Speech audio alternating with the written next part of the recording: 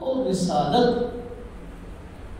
یہ محض عطیہ الہی ہے، یعنی اللہ تبارک و تعالیٰ اپنے بندوں میں سے کسی بندے پر اپنا فضل فرماتے ہوئے، کرم فرماتے ہوئے اس کو نبوت اور رسالت کے منصب سے سرفراز فرماتے ہیں۔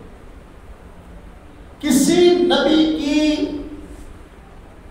نبوت کے ملنے میں اور اس کو رسالت کے ملنے میں اس کے اپنے کردار، بات، دور، عبادت وغیرہ کا دخل نہیں ہوتا۔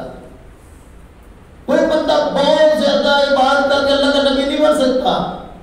اللہ کا نبی وہی بنتا ہے جس پر اللہ پاک اپنا کرم اور احسان فرمائے۔ مرزا قادری نے کہا تھا کہ میں نے بڑی تعداد کی، اللہ پاک اس طرح میں نبی بن گیا۔ باقی تو کوئی نبی نہیں بنتا کہ محض عطیہ الہی اللہ رب العزت جس پر اپنا کرم فرمائے، اپنا احسان فرمائے، اس کو نبوت اور رسالت جیسے عظیم منصب سے سرفراز کرتے ہیں۔